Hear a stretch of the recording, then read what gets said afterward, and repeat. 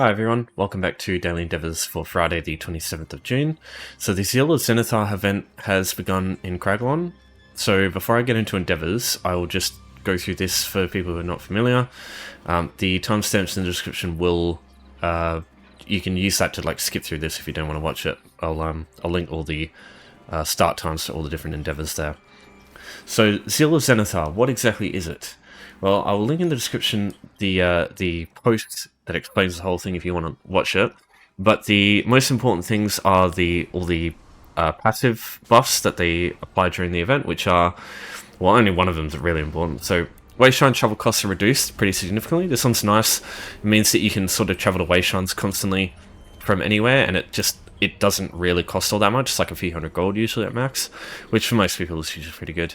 Repair costs reduced by half. This isn't really significant because repair costs usually aren't too bad to begin with.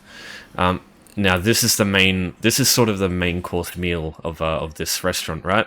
So doubling the amount of crafting inspiration. This is the best time of the year by far to do your crafting leveling, right?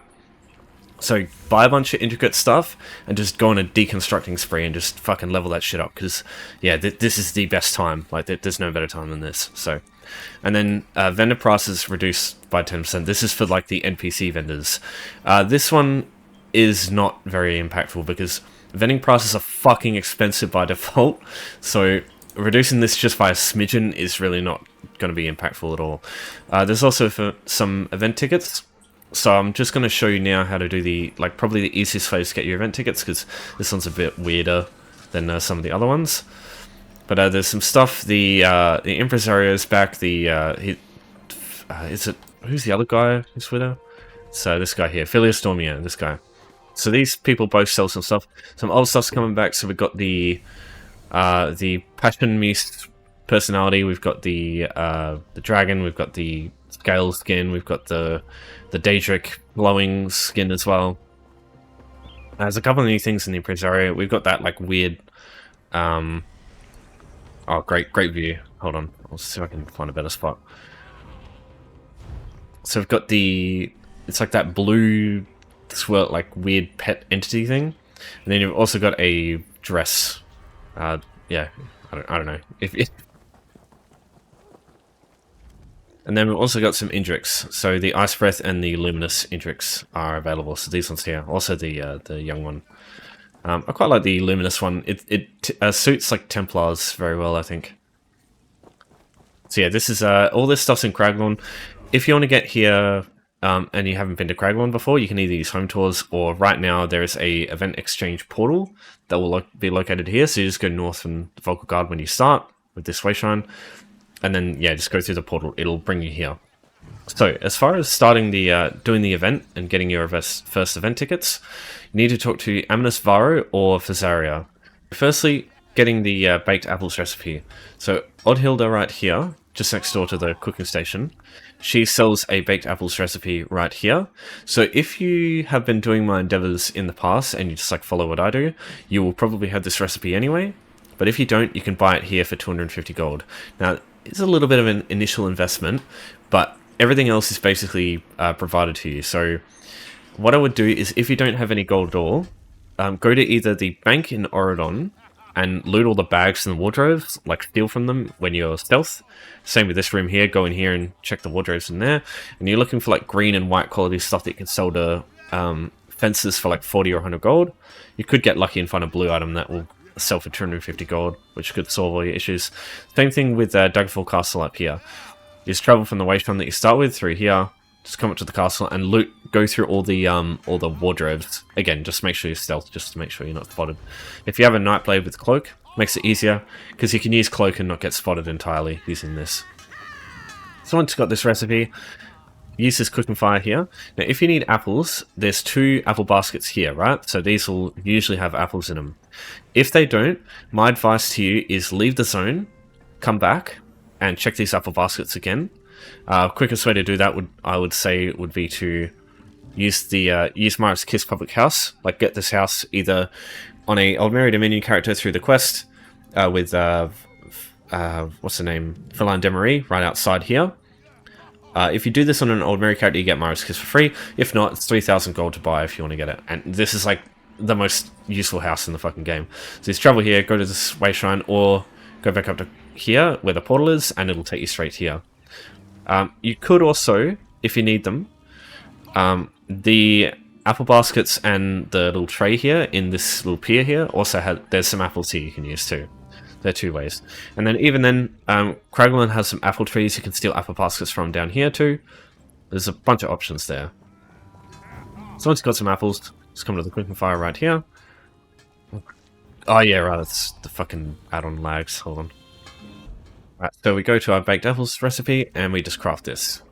So you seed 1, and then you come back to the guy, over here. Hand that in. And now we need to get some wood. Now, unlike most cases when you find maple, this one is instanced. So even if other players go to grab this, they won't stop you from being able to grab this one here. So it's like ridiculously easy doing this. So now we got to find a thing. So you've got to go through the whole dialogue there. That's what, otherwise we won't be able to. So you just have to travel a little bit out of the town to the east. Normally, especially at the start, there'll be some other players like usually fighting that boss, but you can also like sneak and collect it real quick and then run. And that's usually quicker because you don't have to fight the boss, because it's not the easiest fight in the world. Okay, so what you do is you go stealth. You just check this basket. He'll get angry, but just run. You don't have to fight him.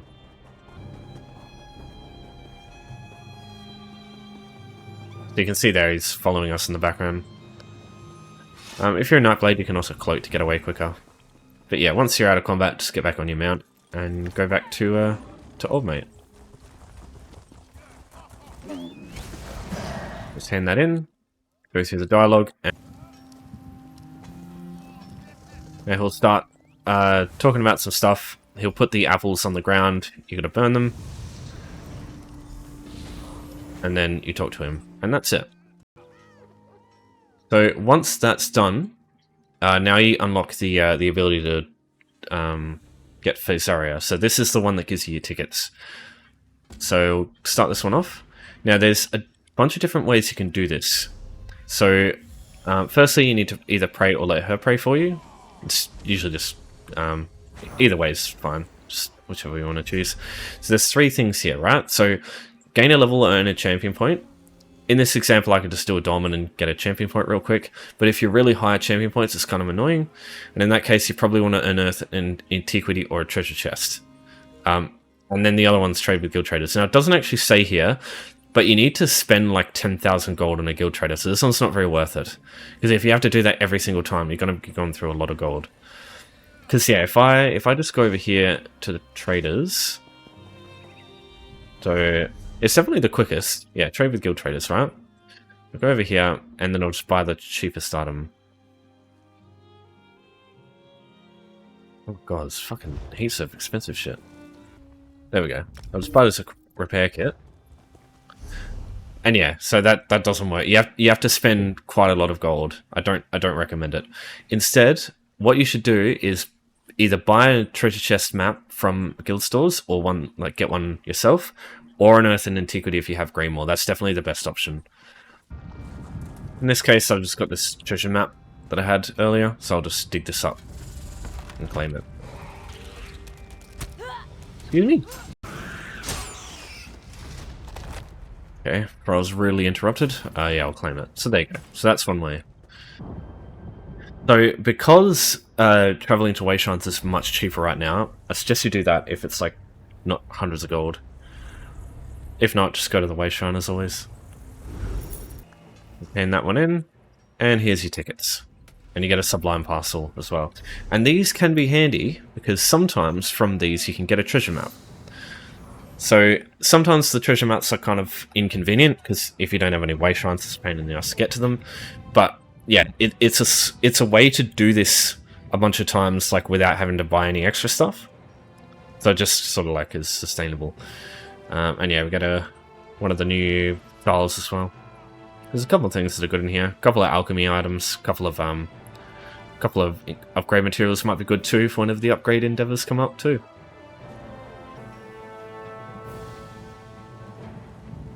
So these Zenithar bounties are also quite handy to hold onto, because if you check this and it's got Telvar, if it's got gold, just take it. But if it's got Telvar, hold on to it, because anytime the earn Telvar endeavors come up, you can actually use that to pass it. So it's quite helpful as well.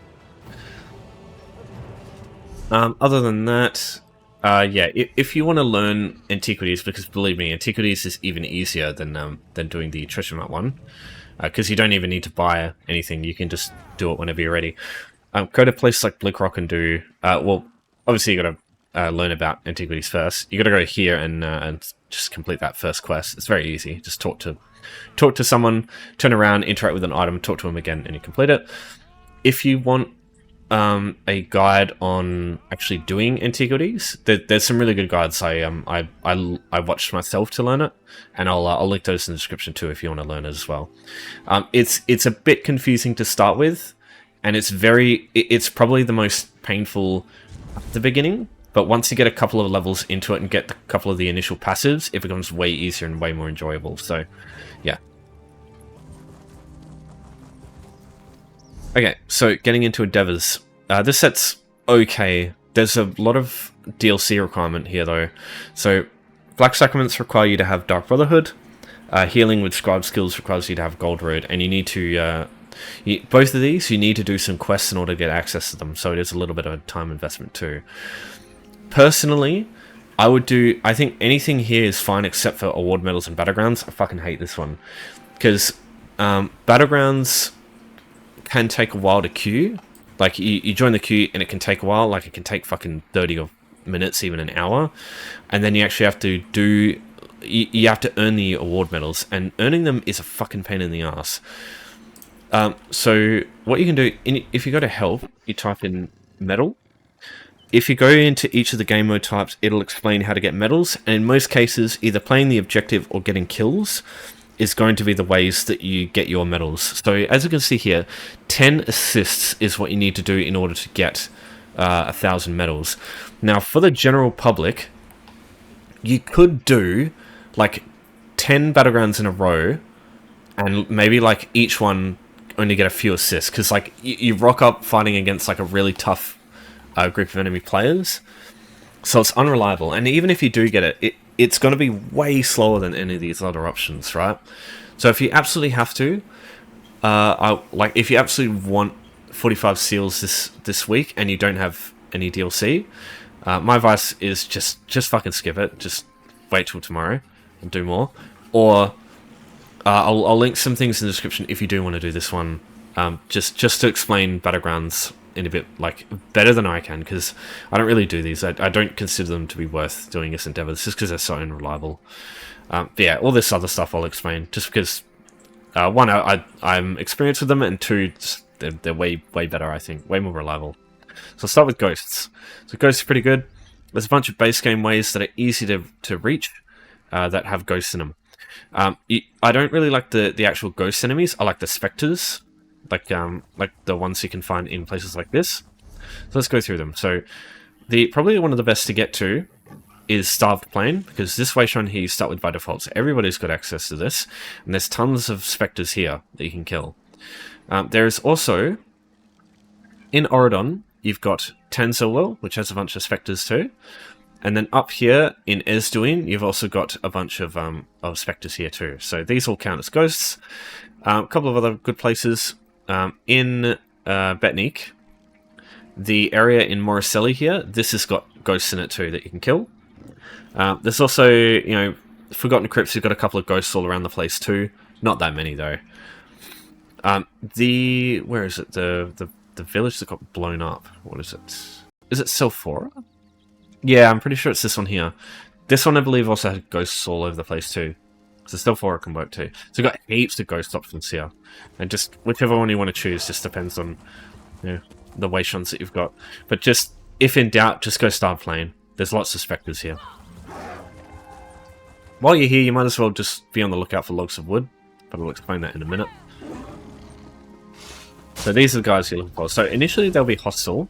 If you complete the quest here, they'll be docile though, but you can still kill them. So kill 5 of those guys. They're just littered all over the place. You can see them over there too. And yeah, that'll be your ghosts. Now we've got cutting logs of wood. So these things will just spawn in specific locations all over the each of the zones. There's no zone that there's like more spawns. I guess there's like certain areas that are good, but like all zones have tons of these things all around the place. You just got to know where they spawn. So there's 10 in total that you can get. And which ones spawn depend on 2 things. They depend on your character's level, and they depend on the first passive in the woodworking skill line. So in this case, I've got a max level character. They're level 50, and champion point 160 affects it. And then the other thing is the woodworking passive here. So because I'm max level, I get Ruby Ash, and then because I've got 10 out of 10 here, I also get Ruby Ash. So if this was different, it'd be a 50-50 split between this one and this one. So for example, if you have a max level character with no woodworking at all, just level 1, it will be a 50-50 split between Ruby Ash, and it'll also be a split between Maple too. So in this case, what you can do is look up, you can look at these, and if you hover over them, it'll tell you which like what it looks like. And it's important because they all look the same in that like certain resource type. So all maple logs look exactly like this. So once you know what this one looks like, you know what all of those maple logs look like. So it's just a good idea to do this because then you know exactly what you're looking for visual wise, especially with some of the lower level woodworking types, because some of those can blend in with the environment really well. And that's why I suggest, especially now with the Zenithar event, level the shit out of your skills, craft skills if you can, because like any of the max level stuff, it's all like blood red, and there's really not many environments where they just blend in. They stick out like a sore thumb, almost literally. A bleeding thumb, I suppose. So here's another one here. Sometimes they're around enemies. It might be worth noting that sometimes players will just like come in and grab something while you're fighting. It's very, very rare, very uncommon, but it does happen. I fucking hate it when it does. But it's no use getting really annoyed by it because, you know, it doesn't really affect much in the long term. So it'll only take you a few minutes usually. It's just a bit luck based. Sometimes you'll find heaps of them. Sometimes you'll have to run around a bit. Now what I will suggest as well is you might notice I've got all these locations here. Most people probably know this add-on. It's called HarvestMap. But if not, I will also link this in the description so you can download it yourself. Now, I've been told that the console add-ons, they only work for PS5 and like the new Xbox, which is kind of shit. Because that means like a lot of people don't really get access to it. It's the add-ons. If that's the case, that sucks. Let me know if that's the case. But yeah, I'll link this in the description. You can download it through add-ons. Yeah, just keep in mind you have to go and find them yourself first. It doesn't list all of these by default. You have to go out and get them. But as you do it more and more, you'll unlock more locations, and this will become easier and easier, or more and more reliable as you understand where all the locations are. Oh yeah, one more thing. I'm using Craglorn here, and this is usually what people do. They go to Craglorn. Reason for this is the 4 equipment type resources. So you've got the blacksmithing ores, you've got the jewelry dust, you've got the clothing plants, and then you've got wood. All these 4, they have a chance to spawn, or they have a chance to have like Nerdcrux on them when you mine them. As an example here, I've got some fortified Nerdcrux. This is the stuff that you get from Craglorn-based resources. You can also get Potent, which is way better. It's like 4 times as expensive. So this stuff here, you can make a lot of gold, or you can use it for researching, or you can use like the Nerdhoned weapon trait one for getting your own weapons with Nerdhoned, as an example here. There's a lot of good stuff you can do with Nerdcrux.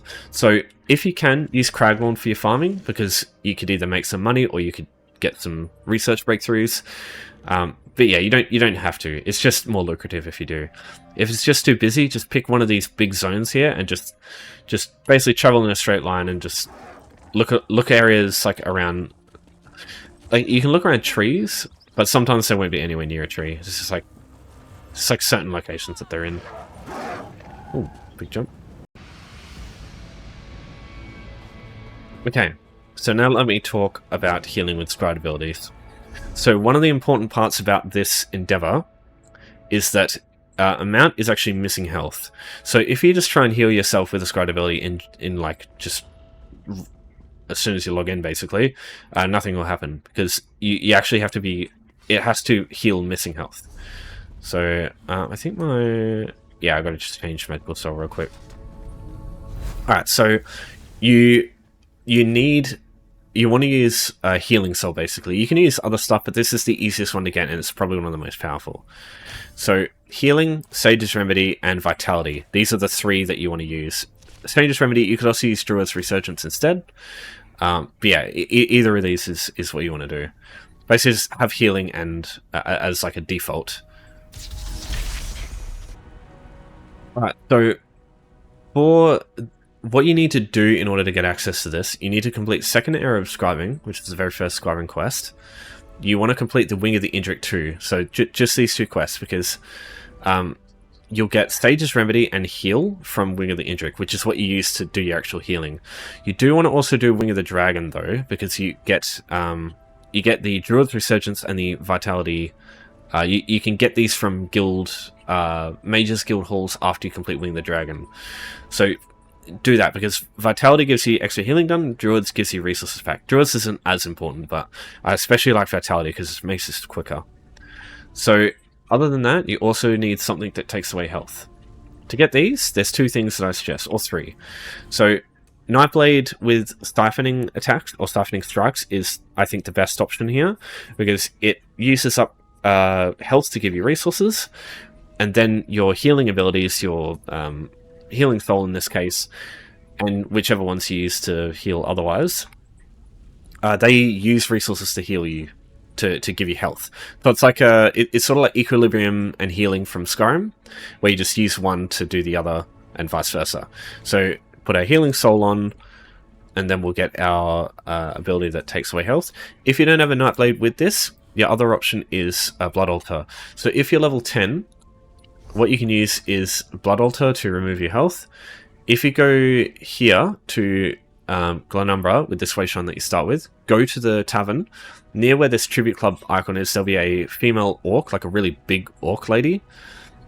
She has a quest, and if you accept that quest, you don't have to complete it, you just have to accept it. You'll get access to the Undaunted skill line, and you'll get access to Blood Altar. You just need one skill point, you can put it in, and then Blood Altar, it takes away health whenever you activate it. So you just activate it a bunch of times, just like you would with Siphoning Strikes. And then the other one is Vampirism. So if you have Vampirism leveled up to, I think it's 4 or 2, something like that, you get Blood Frenzy. This takes away health to increase your weapon and spell damage. Weapon and spell damage increases healing done. So this is also very helpful. So these 3 at least. And then any other scribe skill you got access to that heals. Like Bannerbearer actually has the Sage's Remedy option, so that can actually just heal you slowly. It just it takes away your resources, but this is where Siphoning Strikes and Healing Soul is like really good, because you'll just get your resources back through Siphoning Strikes anyway, so it's not a big deal. And yeah, you can also get more stamina recovery, whatever you want to do, magical recovery. And then there's other things, so you got Mender's Bond, which I don't really use anyway though, because Healing Soul's enough. Right, so what I'll do here is I'll activate Vampirism to deal damage over time. Then I'll use Sap Essence a bunch of times, and then I'll use the Siphoning skill, sorry, the Scribing skill to heal me. Let's do that a bunch of times, and then heal. And just repeat that process until you get it done. Yeah, basically, once you've got that set up, you can basically just log in and just do this straight away, and then just go about your day. So try to have like a character set up for this. It'd be really good. Okay, so last one here. So it's a Black Sacrament because... Okay, so it's a bit weird, right? So, fun fact, if you own DLCs on the Crown Store on one region, they don't cross over to the other one. So I don't want to have to buy that shit again, so I'll just do it on this one anyway. So yeah, that's why it's always that's why videos are always a bit delayed if it's any like Dark Brotherhood or Zeal stuff. So Black Sacraments, you get a daily quest for Dark Brotherhood, and you just have to kill someone essentially.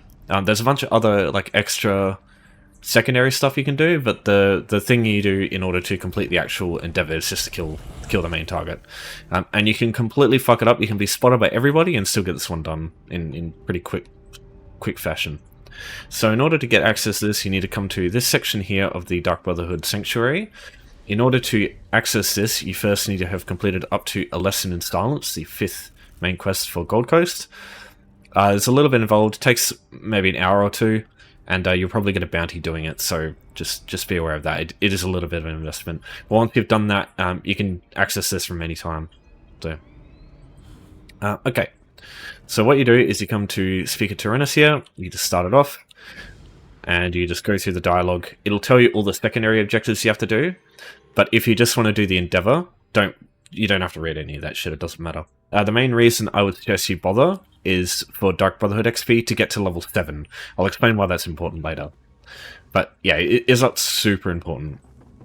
I personally don't bother with that stuff. So you'll have the main target and then the secondary target. So you can kill the secondary target if you want for extra bonuses, but yeah, just the main target is all that matters, as I said. So these people here... Oh wow, I bloody didn't get spotted. So they... the people with the lanterns, when you're in stealth or invisible like this, they have the blue rings around them. They can see you through this through that ring. So if I go in here, he'll pull me out. So you can't use Nightblade Cloak in here because they'll spot you through it. These hiding spots can be used to avoid their vision. But yeah, just be prepared to not be able to use anything other than these hiding spots basically to get past. Because this takes so long, I usually just don't bother. I just get spotted. But yeah, if you want to do this properly, that's how you would do it. It's also worth noting, this is an instance area to kill a bunch of citizens. You can also kill these people with vampirism too. Let me just show you. So off we go. Yeah, there we go. But the problem is, you still get spotted, as you can see by the bounty. It's fucking annoying. Now, if you're wondering, like, you'll see this area and there's, like, not much in here that the target could be. There's hidden areas that you can actually find if you run around and, like, take a look at stuff. Just as an example. Now, you can also just kill these guards, and that can help you on your way out, just not deciding to deal with them. They put a shield on himself, but it's, like, super small. They can just kill him super quick.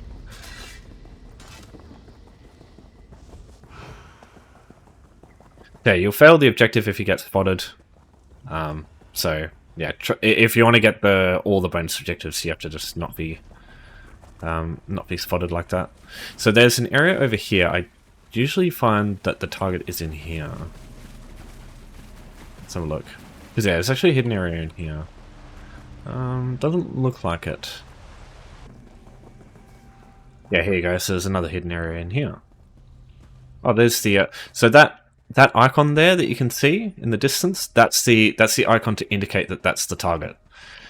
The secondary target also has that though, so but yeah, either way, like that's important to take a look at. So they're somewhere over there. I just gotta find out a way to get there. Oh yeah, over here. Is this? No, it doesn't appear to be the target. There must be an area somewhere over here.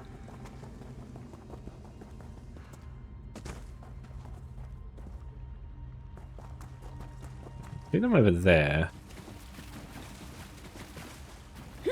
They're like an... Oh, that is the target. What the fuck? Why didn't that show up before? I'll pickpocket before I kill him. So you don't have to use the Blade of Woe. If you don't see the white outline like that, just go gameplay, prevent attacking innocents, set this to off, and then you can just kill him using just anything. Because otherwise you might not be able to attack him.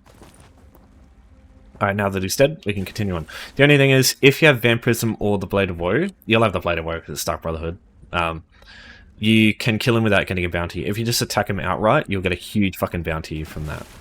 So if you can avoid it, just kill him naturally.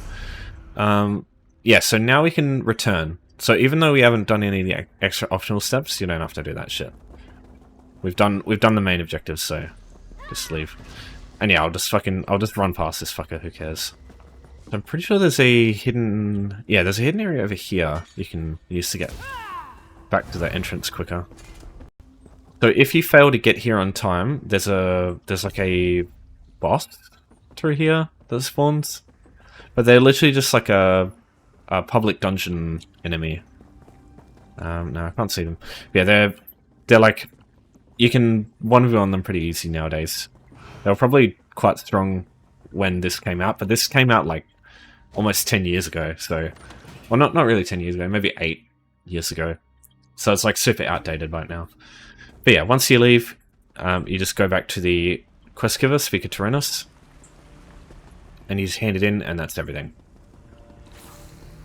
So just do that. Yep, who cares? And then just hand that one in. So yeah, you get a little bit of Dark Brotherhood XP. You'll get more if you complete all the bonus objectives, and you'll get a better quality, like this thing here, whatever this thing is. Oh yeah, I get fucking Dark Brotherhood anyway. So yeah, you get an increased chance, I think, to get a motif if you get the better rewards. But you can still get them anyway. And yeah, the other thing is, like, you get Sithis, which is not that I really give a shit about, personally. Now, the reason I say Dark Brotherhood XP is good up to level 7 is that's when you unlock Shadow Rider. And my personal preference, this is the only thing that matters in this entire skill line. Shadow Rider is amazing. It just reduces it makes it harder for enemies to spot you when you're on your mount. So it just means that you generally get into combat less with your mount, which is great because have you ever had a time where you're traveling to a way shrine on your mount and you get spotted by something and you have to wait for combat to end before you can actually use the way shrine to travel? Well, you can kind of skip that issue sometimes with Shadow Rider because sometimes the enemy that you would normally get come under attack by, they won't even see you coming. So yeah, you can avoid that entirely. And just general things like that can just be really handy. Same with guards. Sometimes they can't see you if you go right behind them with your mount as well, if you got a bounty, things like that. So this thing's amazing. And the reason I don't really give a shit about Blade of Woe is Vampirism gives you the same fucking thing, but you can use it from further away. So I personally just don't even use this. Alright, so that's everything. If you have any questions, as always, just give me a holler. But yeah, I think it's going to be a pretty long video, so thanks everyone for watching. Thanks for your support as always. I'll see you next time. Have a good weekend. It's Friday, isn't it? Happy Friday.